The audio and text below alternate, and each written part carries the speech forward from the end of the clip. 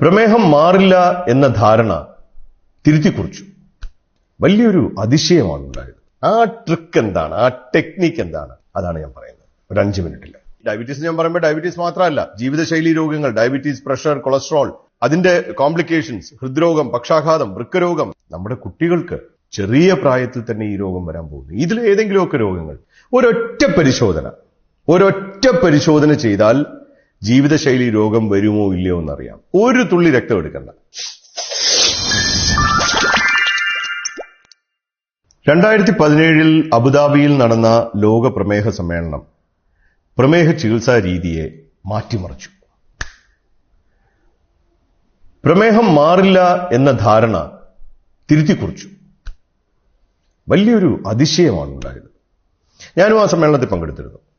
അപ്പോ ഈ ഒരു പഠനം അവതരിപ്പിക്കാൻ, സാധാരണ പ്രമേഹ സമ്മേളനത്തിൽ പോകുമ്പോൾ എല്ലാവരും നമ്മളെ ഈ ബെഞ്ചിലൊക്കെ ഇരുന്ന് സിനിമ കാണുന്ന പോലെയാണ്. കിട്ടുന്ന സ്ഥലത്ത് തറയിലൊക്കെ വലിയ വലിയ ഡോക്ടർമാരാണ്, പക്ഷെ എല്ലാവരും അവിടെ എത്തിയിട്ട്, കാരണം ഈ പാത്ത് ബ്രേക്കിംഗ് സ്റ്റഡീസ് നമ്മൾ പറയും, അതിനൂതനമായ പഠനങ്ങൾക്ക് ഭയങ്കര തിരക്കാണ്. അപ്പൊ ഞങ്ങളും ആ ഹാളിന് ഉള്ളിൽ പ്രവേശിച്ചു. എന്നിട്ട് അതിന്റെ പിൻബെഞ്ചിലിരുന്നാണ് നമ്മൾ ആ പഠനത്തിന്റെ റിസൾട്ട് കാണുന്നത്. പഠനത്തിന്റെ പേര് ഡിറക്റ്റ് എന്നായിരുന്നു. ഡിറക്റ്റ്. മൈക്ലീൻ റോയ് ടൈലർ എന്ന് പറയുന്ന 2 UK ശാസ്ത്രജ്ഞർ നടത്തിയൊരു പഠനമാണ്. 300 രോഗികളിൽ 150 പേർക്ക് അവർ നല്ല ഭക്ഷണം നൽകി ഭാരം കുറയ്ക്കാൻ ശ്രമിച്ചു. മറുവശത്ത് 150 പേർക്ക് ഏറ്റവും നല്ല മരുന്ന് നൽകി. 15 കിലോയെങ്കിലും കുറയ്ക്കണമെന്ന് അവര് ഉദ്യമിച്ചു. എല്ലാവർക്കും 15 കിലോ കുറയ്ക്കാൻ സാധിച്ചില്ല. പക്ഷേ 1 വർഷം കഴിഞ്ഞപ്പോ 15 കിലോയിലധികം ഭാരം കുറച്ച 86% പേർക്ക് ഒരു മരുന്നുമില്ലാതെ അവരുടെ ഷുഗർ നോർമലായിരുന്നു. 6 വർഷം വരെ ഡയബറ്റീസ് ഉണ്ടായിരുന്നവരാണ്. 6 വർഷം വരെ ഡയബറ്റീസ് ഉണ്ടായിരുന്നവർ. എന്തെങ്കിലും ഭാരം കുറഞ്ഞെങ്കിൽ 46% പേർക്ക് ഒരു മരുന്നുമില്ല. 2019 2 കൊല്ലം കഴിഞ്ഞത് വീണ്ടും ഒന്നുകൂടെ അപഗ്രഥിച്ചു നോക്കി. ഇപ്പൊ എന്ത് സംഭവിച്ചിരിക്കുന്നു? അതിൽ ഭൂരിപക്ഷം പേർക്കും 76% പേർക്കും അപ്പോഴും രോഗം മാറി തന്നെ നിൽക്കുകയാണ്. അപ്പോ ഇത് അന്ന് വരെ നമ്മൾ വിചാരിച്ചിരുന്നത് എന്താണ്? പ്രമേഹം മാറില്ല, വന്നാൽ മാറില്ല, ഇനി അങ്ങോട്ടങ്ങോട്ട് ചെല്ലും തോറും മരുന്ന് കൂട്ടി കൊണ്ടുപോകണം. ആ ധാരണ മാറി. ഇന്ന് റിവേഴ്സൽ ഓഫ് ഡയബറ്റീസ്, പ്രമേഹത്തെ മാറ്റുക എന്നതാണ് ആപ്തവാക്യം, പ്രത്യേകിച്ച് ആരംഭക്കാരിലും അമിതവണ്ണക്കാരിലും. ഒരു കാര്യം കൂടി ഞാൻ പറയട്ടെ. നമുക്കറിയാം, ഇന്ത്യയിലും കേരളത്തിലും ഒരുപാട് പേർക്ക് ഇന്ന് പ്രമേഹമുണ്ട്. മിക്കവാറും എല്ലാ വീടുകളെയും ബാധിച്ചിരിക്കുന്നു. മാത്രവുമല്ല, കുട്ടികൾക്ക് അച്ഛനും അമ്മയ്ക്കും ഉണ്ടായതിനേക്കാൾ വളരെ നേരത്തെ ടൈപ്പ് 2 പ്രമേഹം വരുന്നു. സാധാരണ ഈ കൊച്ചുകുട്ടികൾക്ക് വരുന്ന ഒരു ഡയബറ്റീസ് ഉണ്ട്, അതിന് ടൈപ്പ് 1 ഡയബറ്റീസ് ആണ്. അത് പലപ്പോഴും വളരെ അപൂർവമായിട്ട് അത് വരാറുള്ളൂ. വളരെ അപൂർവമാണ്. അപ്പൊ അവർ സ്വയം മെലിഞ്ഞിരിക്കും, ഇൻസുലിൻ ഇല്ലാതെ ഷുഗർ കുറയത്തില്ല, 400-500 ആയിരിക്കും അവരുടെ ഷുഗർ. ഇത് മിക്കവാറും കാണുന്നത് ചെറിയ പ്രായത്തിൽ, ഒരു 10-നും 14-നും 15-നും ഒക്കെ ഇടയ്ക്കൊക്കെയാണ് മിക്കവാറും വരുന്നത്. അപൂർവമായിട്ട് അതിൽ താഴെയുള്ള പ്രായത്തിലും അതിന് മുകളിലുള്ള പ്രായത്തിലും വരാം. ടൈപ്പ് 1 ഡയബറ്റീസ് നമ്മൾ പറയും. അപ്പൊ പണ്ടൊക്കെ, ഇപ്പൊ ഞങ്ങളൊക്കെ പഠിക്കുന്ന കാലത്ത്, നമ്മൾ ഏത് കുട്ടിയെ ഡയബറ്റീസുമായിട്ട് കണ്ടാലും അത് ടൈപ്പ് 1 ഡയബറ്റീസ് ആണ്, കൂടുതൽ ടെസ്റ്റ് ഒന്നും ചെയ്യേണ്ട. ടൈപ്പ് 2 ഡയബറ്റീസ് എന്ന് പറയുന്നത് ഇൻസുലിൻ പ്രവർത്തിക്കാതെ വരുന്ന ഡയബറ്റീസ് ആണ്. അമിതവണ്ണമുള്ളവർക്ക് ഈ ഇൻസുലിൻ ശരിയായി പ്രവർത്തിക്കില്ല, അങ്ങനെ വരുന്ന ഡയബറ്റീസ് ആണ് ടൈപ്പ് 2 ഡയബറ്റീസ്. പണ്ടൊക്കെ അത് കുട്ടികൾ കാണാറില്ല. കുട്ടികളിൽ കാണുന്ന ഓർക്കുന്നില്ലേ? നമ്മളൊക്കെ കൊച്ചായിരുന്നപ്പോ ഓടിച്ചാടി നടക്കുന്നു, വല്ലപ്പോഴും ഭക്ഷണം കിട്ടുന്നു. പലർക്കും നമുക്ക് ഭക്ഷണം കഴിക്കാൻ തന്നെ ഇല്ല. ഞാനും ഒക്കെ മെഡിക്കൽ കോളേജിൽ പഠിക്കുമ്പോഴൊക്കെ അങ്ങനെ അത്യാവശ്യം കഴിച്ചു പോകാനുള്ള ചെറിയ പൈസയൊക്കെ ഉള്ളൂ. അപ്പം നമുക്ക് പല കാരണങ്ങൾ കൊണ്ട് വല്ലപ്പോഴും ഭക്ഷണം നമുക്ക് വലിയ പ്രയോറിറ്റി അല്ല. ഇന്ന് സ്ഥിതി മാറിയില്ലേ?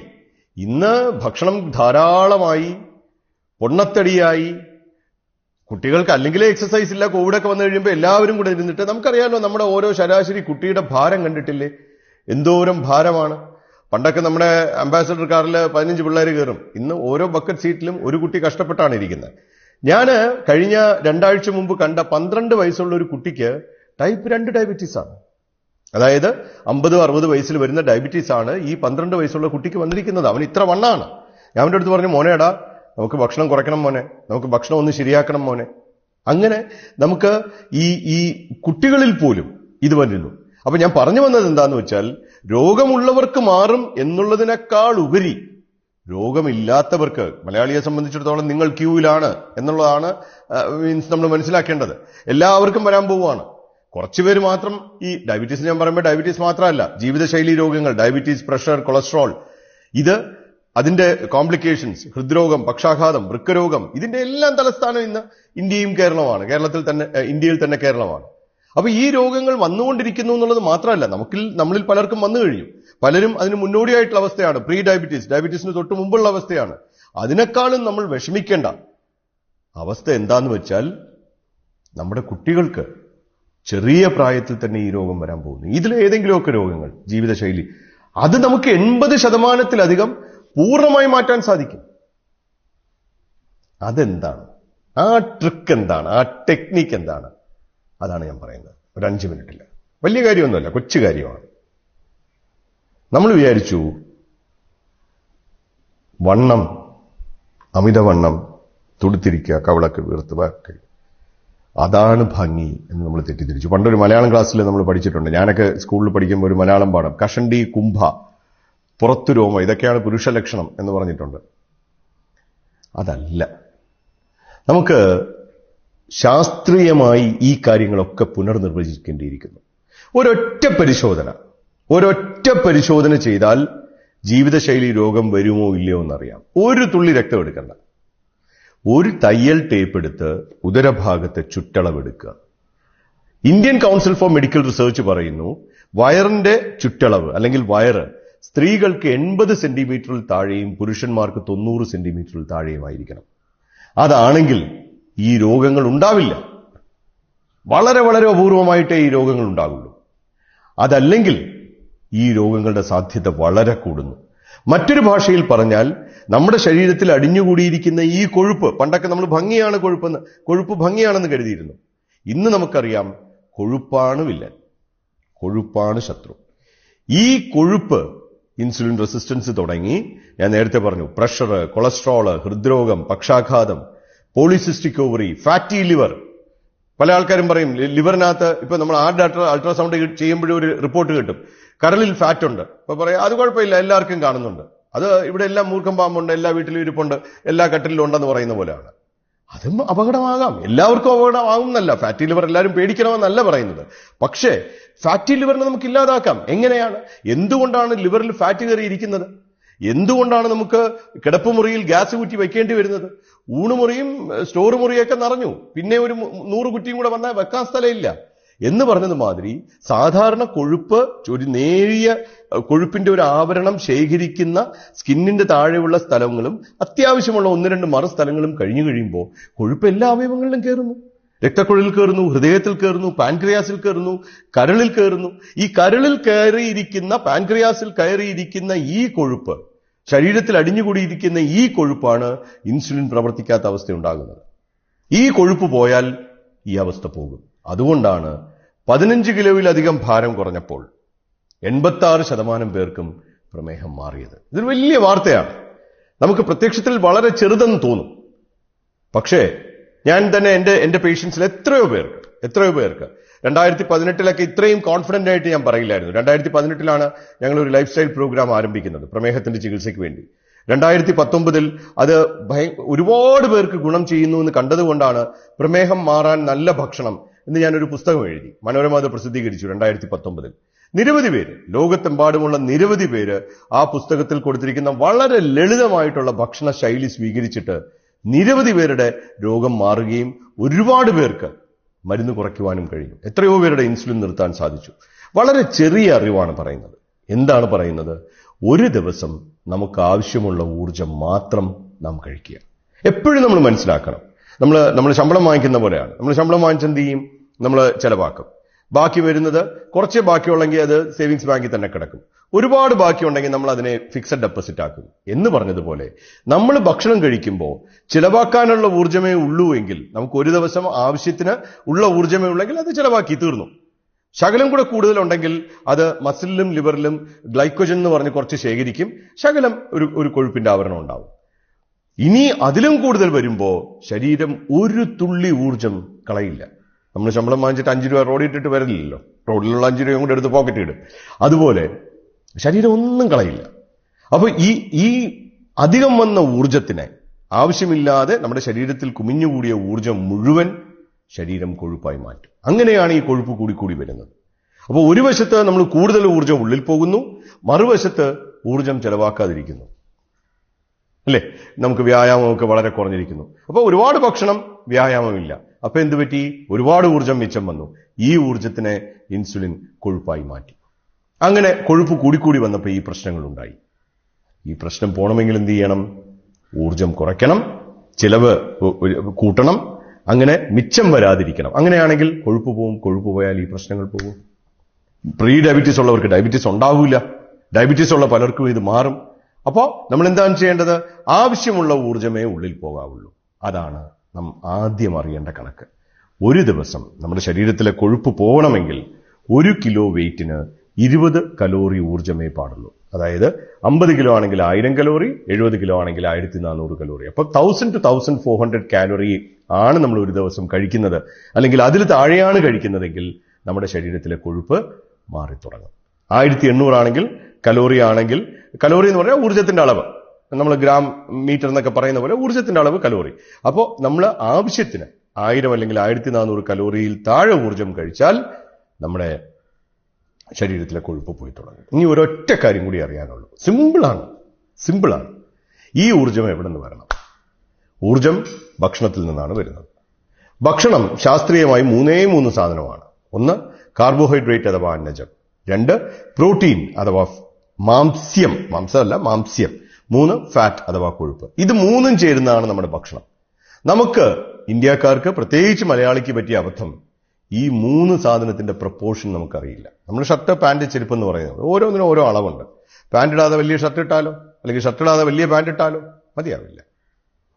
എന്ന് പറഞ്ഞത് മാതിരി ഈ കാർബോഹൈഡ്രേറ്റ്, പ്രോട്ടീൻ, ഫാറ്റിന്റെ പ്രപ്പോർഷൻ എത്രയാണ് അതറിയുന്നതിലാണ് ഇതിന്റെ മുഴുവൻ വിജയം ഇരിക്കുന്നത്. നമുക്ക് എന്താണ് പറ്റുന്നതെന്ന് അറിയോ? കാർബോഹൈഡ്രേറ്റ് എന്ന് പറഞ്ഞാൽ കാർബോഹൈഡ്രേറ്റ് ഉണ്ടാക്കിയിരിക്കുന്നത് പഞ്ചസാര വെച്ചാണ്, പലതരത്തിലുള്ള പഞ്ചസാര. കാർബോഹൈഡ്രേറ്റ് വിഘടിക്കുമ്പോൾ ശരീരത്തിന് കിട്ടുന്ന പഞ്ചാരയാണ്, അത് നമുക്ക് ആവശ്യമുണ്ട്. നമ്മുടെ ഇന്ധനം അതാണ്. പ്രോട്ടീൻ വിഘടിക്കുമ്പോൾ അമിനോ ആസിഡ്, നമ്മുടെ ബോഡി ബിൽഡിംഗ് അതുവഴിയാണ്. ഫാറ്റ് വിഘടിക്കുമ്പോൾ ഫാറ്റി ആസിഡ്, ശരീരത്തിലെ കൊഴുപ്പും ആവശ്യമുണ്ട് നമുക്ക്. കോശങ്ങളുടെ ആവരണം, പലതരത്തിലുള്ള ഹോർമോണൊക്കെ കൊഴുപ്പ് വെച്ചാണ്. പക്ഷെ ഇത് ഓരോന്നും ശരിയായ അളവിൽ നമ്മുടെ ഉള്ളിലേക്ക് പോകേണ്ടതുണ്ട്. ഏറ്റവും പ്രധാനമായി നാം അറിയേണ്ടത് അന്നജം അഥവാ നമുക്ക് പഞ്ചാര നൽകുന്ന ഭക്ഷണം. മൊത്തം ഊർജത്തിന്റെ, ഞാൻ നേരത്തെ പറഞ്ഞു 1000 മുതൽ 1400, 50% പരമാവധി പാടുള്ളൂ. അതായത് 500 മുതൽ 700 കലോറിയിൽ താഴെയായിരിക്കണം ഒരു ദിവസത്തെ നാം കഴിക്കുന്ന അന്നജത്തിന്റെ കലോറി മൂല്യം. അത് ഞാൻ എന്താണെന്ന് പറഞ്ഞു തരാം. നമുക്കുള്ളൊരു പ്രശ്നം എന്താണെന്ന് വെച്ചാൽ, അന്നജം പ്രധാനമായിട്ട് 4 സാധനങ്ങളാണ്. 1 മധുരം, 2 ധാന്യം കിഴങ്ങ്, 3 ഫ്രൂട്ട്സ്, 4 വെജിറ്റബിൾസ്. ഇതിൽ 4ലുമാണ് അന്നജം ഉള്ളത്. ഇത് തമ്മിലൊരു വലിയ വ്യത്യാസമുണ്ട്. മധുരത്തിൽ 100% പഞ്ചാരയാണ്. അരിയിൽ, ഗോതമ്പ്, കിഴങ്ങൊക്കെ, ധാന്യം കിഴങ്ങിൽ 80% പഞ്ചാരയാണ്. ഫ്രൂട്ട്സിൽ ശരാശരി ഇനിപ്പ് കുറഞ്ഞ ആപ്പിൾ, ഓറഞ്ച്, സബർജില്ലി, പേരയ്ക്ക പോലുള്ള ഫ്രൂട്ട്സിൽ 15 ഗ്രാമേ ഉള്ളൂ 100-ല്.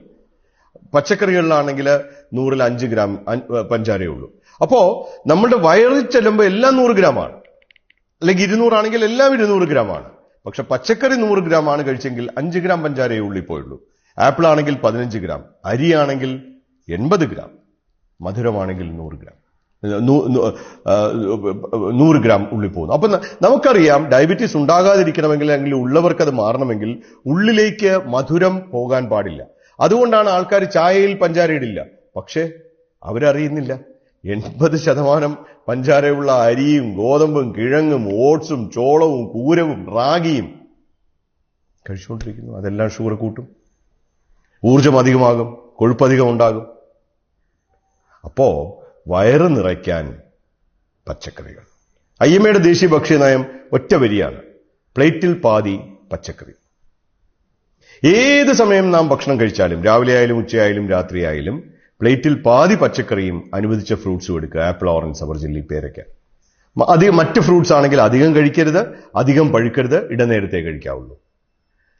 അപ്പൊ അങ്ങനെ ചെയ്തിട്ട് ധാന്യം, കിഴങ്ങ് നന്നേ കുറച്ച് ഈ മധുരം ഒഴിവാക്കുകയാണെങ്കിൽ നമുക്ക് നമ്മുടെ ഉള്ളിലേക്ക് പോകുന്ന മധുരം കുറയും, പഞ്ചസാര കുറയും, ഷുഗർ കുറയും. മാത്രവുമല്ല, ഊർജം, 1 ഗ്രാം ഷുഗറിൽ 4 കലോറി ഊർജമാണ്. ഇപ്പൊ 100 ഗ്രാം പഞ്ചാര ആണെങ്കിൽ 400 കലോറി. 100 ഗ്രാം അരിയാണെങ്കിൽ 80 ഗുണം 4 320. 100 ഗ്രാം ആപ്പിൾ ആണെങ്കിൽ 15 ഗുണം 4 60. 100 ഗ്രാം മലക്കറി ആണെങ്കിൽ 5 ഗുണം 4 20. അപ്പൊ നോക്കിക്കോളൂ, ഊർജവും കുറവാണ്. അപ്പം മലക്കറികൾ കൊണ്ട് നാം പച്ചക്കറി കൊണ്ട് വയറ് നിറച്ചാൽ നമുക്ക് ഒരു ഊർജവും പേടിക്കണ്ട. വയറ് നിറയും, പക്ഷേ ഷുഗർ വരില്ല, കൊഴുപ്പ് വരില്ല. കാരണം അധികം വരുന്ന ഊർജ്ജമാണ് കൊഴുപ്പാകുന്നത്. ഇപ്പൊ നമ്മളൊന്ന് പുറകോട്ട് ആലോചിച്ച് നോക്കൂ, എന്തുകൊണ്ടാണ് ഇത്രയും പേർക്ക് ഡയബറ്റീസ് ഉണ്ടായതെന്നുള്ളത് വ്യക്തമല്ലേ? എത്ര പുട്ട്, അപ്പം, ഇടിയപ്പം, ഇഡലി, ഇപ്പൊ മറ്റേ പെർഫെക്റ്റ് ഓക്കെയിൽ പറഞ്ഞ ഇതൊക്കെ പോരയാളിയാന്ന് പുള്ളി പറഞ്ഞില്ലേ, അത് എന്തോരം ഊർജമാണ്. ശരിയാണ്, നമ്മൾ ആഘോഷിക്കുമ്പോൾ ഇത്തരത്തിലുള്ള ഭക്ഷണങ്ങൾ ആഘോഷിക്കുമ്പോൾ നല്ലതാണ്. പക്ഷേ എന്നും ആഘോഷമാകാൻ പാടില്ല, എന്നും ഓണമല്ല. അപ്പോ നാം ഈ വേണ്ടുന്ന അളവിൽ ഊർജം ഉള്ളിൽ പോകുക, വേണ്ടുന്ന അളവിലുള്ള കാർബോഹൈഡ്രേറ്റ് ആക്കുക. പ്രോട്ടീൻ 20%, മുട്ടയുടെ വെള്ള, ചിക്കൻ കഷ്ണം, മീൻ കഷ്ണം, പയറ്, പരിപ്പ് അതെല്ലാം ആവശ്യത്തിനെടുക്കുക. ഫാറ്റ് 30%, അതായത് ഏതാണ്ട് 1000 കലോറി ആണെങ്കിൽ ഏതാണ്ട് 300 കലോറി, അല്ലെങ്കിൽ 1400 ആണെങ്കിൽ 400 കലോറി. ഈ ഫാറ്റിൽ തന്നെ 2 ഫാറ്റ് ഉണ്ട്. അപൂരിത കൊഴുപ്പ്, നട്ട്സ്, ഫിഷ്, ഒലിവ് ഓയിൽ പോലുള്ളത്. പൂരിത കൊഴുപ്പ്, സാച്ചുറേറ്റഡ് ഫാറ്റ്, മട്ടൺ, ബീഫ്, എണ്ണ, തേങ്ങയൊക്കെ. പൂരിത കൊഴുപ്പ് നല്ലതാണോ എന്നുള്ളതിനെ കുറിച്ച് വിവാദമുണ്ട്. അപൂരിത കൊഴുപ്പ് ഹാർട്ടിനൊക്കെ നല്ലതാണെന്നാണ് പറയുന്നത്. അപ്പൊ കഴിയുന്നിടത്തോളം ഈ കൊഴുപ്പിന്റെ നമ്മുടെ അലവൻസ്, നട്ട്സ്, ഫിഷ് ഒക്കെ എടുക്കുക. അധികം അളവാകരുത്, കാരണം കൊഴുപ്പിന് 1 ഗ്രാമിന് 9 കലോറിയാണ്, വലിയ ഊർജ്ജമാണ്. അപ്പൊ ആവശ്യമുള്ള അളവിൽ എടുക്കുക. ഈ ഭക്ഷണത്തിനെ ഞാൻ ഈ പറഞ്ഞ ഫോർമുലയെല്ലാം ഒരു പ്ലേറ്റിലാക്കുന്നതിനെയാണ് നമ്മൾ ഫുഡ് പ്ലേറ്റ് എന്ന് വിളിക്കുന്നത്. ഫുഡ് പ്ലേറ്റ് ടെക്നീക്ക് സിമ്പിളാണ്. ഓരോ തവണ നമ്മൾ ഭക്ഷണം കഴിക്കുമ്പോഴും പ്ലേറ്റിൽ പാതി അയ്യമേ പറഞ്ഞു പച്ചക്കറി, അതിനോടൊപ്പം അനുവദിച്ച ഫ്രൂട്ട്സ്, അധികം ഇനിപ്പില്ലാത്ത ഫ്രൂട്ട്സ്, മറുപകുതിയുടെ പകുതി പ്രോട്ടീൻ, മുട്ടയുടെ വെള്ള, ചിക്കൻ കഷ്ണം, മീൻ കഷ്ണം, പയറ്, പരിപ്പ്, വെജിറ്റബിൾ പ്രോട്ടീൻസ് ആണ് തമ്മിൽ ഭേദം എന്നാണ് പറയുന്നത്. എന്നിട്ടും വയറ് നിറഞ്ഞില്ലെങ്കിൽ മാത്രം രാവിലെ 1 ദോശ, ഉച്ചയ്ക്ക് 1 ചപ്പാത്തി, രാത്രി 1 ചപ്പാത്തി. അങ്ങനെ നമ്മൾ ചെയ്താൽ ഭയങ്കര ഇഫക്റ്റാണ്. പക്ഷെ ഡയബറ്റിക് പേഷ്യൻസിനോട് എനിക്ക് ഒരു കാര്യം പറയാനുള്ളത്, ഇപ്പം നിങ്ങളത് ചെയ്ത് തുടങ്ങുകയാണെങ്കിൽ ദയവായി ഒരു ഡോക്ടറിന്റെ ഉപദേശം കൂടെ എടുത്ത് അത് ചെയ്യണം. കാരണം പടേന്ന് ഷുഗർ കുറയും, അപ്പൊ നമുക്ക് മരുന്ന് ഒരുപാട് കുറയ്ക്കേണ്ടി വരും. അപ്പൊ അതുകൊണ്ട് ഒരു ഡോക്ടറുടെ മാർഗനിർദ്ദേശത്തോടെ ചെയ്യണം. ഞാനൊരു പുസ്തകത്തിലും അത് പറഞ്ഞിട്ടുണ്ട്. എന്റെ ബുക്കിൽ പ്രമേഹം മാറാൻ നല്ല ഭക്ഷണം എന്നാണ് മനോരമ പബ്ലിഷ് ചെയ്തിട്ടുണ്ട്. ആ ബുക്കിൽ ഇതിന്റെ ഫുൾ ഡീറ്റെയിൽസും ഓരോ ഇതിന്റെ കാര്യങ്ങളൊക്കെ ഞാൻ പറഞ്ഞിട്ടുണ്ട്. പക്ഷെ ഇത്രയും നമ്മൾ അറിയുക, അതെല്ലാം തിയറിയാണ്, അതെല്ലാം അറിയുന്നത് നല്ലതാണ്. ഇപ്പൊ ഏത് പഴമാണ്, ഏത് പച്ചക്കറിയാണ്, ഇപ്പൊ ഒരു ആപ്പിളിന് പകരം എത്ര, പിന്നെ മാങ്ങയാണെങ്കിൽ എത്ര, പിന്നെ മുന്തിരിയാണെങ്കിൽ എത്ര, അതൊക്കെ ഞാൻ അതിൽ പറഞ്ഞിട്ടുണ്ട്. പക്ഷെ പൊതുവിലുള്ള ഒരു ഫോർമുല ഇതാണ്. അങ്ങനെ ഈ ഫോർമുല വെച്ചാണ് 800 കലോറി ഭക്ഷണം കൊടുത്താണ് മൈക്ലീൻ റോയ് ടൈലർ, ഞാൻ ആദ്യം പറഞ്ഞില്ലേ, യുണൈറ്റഡ് കിങ്ഡമില്, ബ്രിട്ടനില് ഇത് സാധ്യമാക്കിയത്. ഇന്നിപ്പോ നിങ്ങൾ പിന്നെ റിവേഴ്സൽ ഓഫ് ഡയബറ്റീസ് എന്ന് ഇതിൽ കൊടുത്തു നോക്കൂ, നമ്മുടെ ഇന്റർനെറ്റിൽ കൊടുത്തു നോക്കൂ, ഗൂഗിളിൽ സെർച്ച് ചെയ്ത് നോക്കൂ. എത്രയോ സ്ഥലങ്ങളിൽ, എത്രയോ രാജ്യങ്ങളിൽ, ഓസ്ട്രേലിയ ഇപ്പൊ അത് ചെയ്തു തുടങ്ങുന്നു, UK എന്നുള്ള മാത്രമല്ല, ഈ മൈക്ലീൻ റോയ് ടൈലർ ഇതെല്ലാം ചെയ്തത് വലിയ ആശുപത്രികളിലായിരുന്നില്ല, പ്രാഥമിക ആരോഗ്യ സ്ഥാപനങ്ങളിലായിരുന്നു. സോ അത് സംഭവ്യമാണ്. എന്റെ അനുഭവത്തിൽ ഞാൻ കാണുന്ന നിരവധി ആൾക്കാരെ 2015 ശേഷം എന്റെ മേജർ എംഫസിസ് മരുന്ന് കുറയ്ക്കുക, കഴിയുന്നിടത്തോളം ഇൻസുലിൻ നിർത്തുക, കഴിയുന്നിടത്തോളം പേരുടെ മരുന്ന് നിർത്തുക, ആരംഭക്കാരെ, അമിതവണ്ണക്കാരെ ഡയബറ്റീസ് ഇല്ലാത്ത അവസ്ഥയിലേക്ക് എത്തിക്കുക. ഒരുപാട് പേർക്ക് നമുക്കത് ചെയ്യാൻ സാധിച്ചു. അത് എന്റെ കഴിവുകൊണ്ടല്ല, ഇത് ചെയ്യുന്ന ആൾക്കാർ അതിന്റെ ശാസ്ത്രീയത മനസ്സിലാക്കി അത് തിരിച്ചറിഞ്ഞ് നമ്മുടെ സമൂഹം അതിനുവേണ്ടി മുന്നോട്ട് വന്നതുകൊണ്ടാണ്. അത് മാത്രമാണ് ഇന്ത്യക്കും കേരളത്തിനും ഭാവിയിൽ പ്രതീക്ഷ. ഇല്ലെങ്കിൽ ഇന്നത്തെ രീതിയിലുള്ള വ്യാപനം ഉണ്ടാവുകയാണെങ്കിൽ 140 ദശലക്ഷത്തോളം ആളുകൾക്ക് ഈ രോഗം ഉണ്ടാകാൻ പോകുന്നു. കേരളത്തിൽ ലക്ഷക്കണക്കിന് ആളുകൾക്കുണ്ടാകാൻ പോകുന്നു. അതിന്റെ കോംപ്ലിക്കേഷൻസ്, അതിനെ പ്രതിരോധിക്കാൻ നമുക്ക് ഈ ഒരു മാർഗം മാത്രമേ ഉള്ളൂ, രോഗമുണ്ടാകാതിരിക്കുക. അതിനുവേണ്ടി നമ്മൾ ശ്രമിക്കുക, സയൻസ് മനസ്സിലാക്കുക.